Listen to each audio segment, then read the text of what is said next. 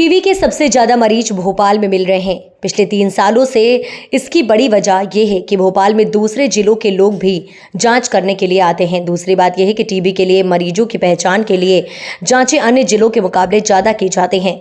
अनुमान है कि अनुसार प्रति लाख आबादी पर टीबी के 216 मरीज होते हैं, लेकिन हकीकत इससे 2 गुने मरीज मिल रहे हैं। ऐसे में साफ है कि कई जिलों में जांच की संख्या कम होने की वजह से नए मरीजों की पहचान नहीं हो पा रही है। क्षय रोग विशेषज्ञ डॉक्टर मनोज वर्मा की माने तो उन्होंने कहा कि पहले जांच का दायरा बहुत कम था, अब जांच का दायरा बढ़ा है तो क्षय रोगियों की संख्या भी बढ़ी है। पहले भी ये बीमारी होती थी, लेकिन उनकी सही जांच नहीं होने से पता नहीं चल पाता है। डॉक्टर वर्मा ने कहा कि अब नई तकनीकी आने से इलाज भी आसान हुआ। स्मोकिंग करने वाले, खदान पर काम करने वाले मजदूर, शुगर रोगी या जिनको 2 हफ्ते से ज़्यादा खांसी है, उनकी भी जाँच की जा रही है।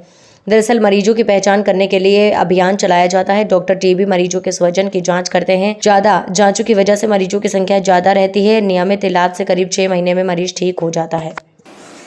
टीबी के मरीज बढ़ रहे हैं ऐसा अपन कह सकते हैं, बट की हकीकत में मैं देखा जाऊं तो टीबी के जो जांच करने की टेक्निक्स है वो ज़्यादा बढ़ रही है, जिसके कारण से टीबी के रोगी निकल के आ रहे हैं।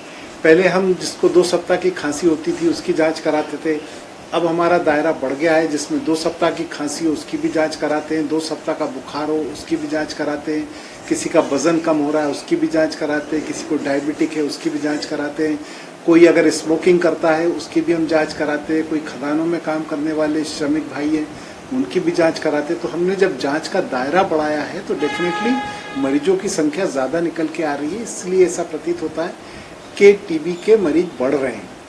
देखा जाए तो टीबी के मरीज तो जितने थे, हम कहीं ना कहीं किसी कारण से उन तक पहुंच नहीं पा रहे थे। अब हमने जांच का दायरा विस्तृत करके जहां तक हम पहुंच नहीं पा रहे थे वहां भी पहुंच के हमने टीबी के मरीजों को खोजा है और निकाल के उनको इलाज पे रखा है, क्योंकि लक्ष्य है कि अब 2025 तक हमें टीबी का उन्मूलन करना है।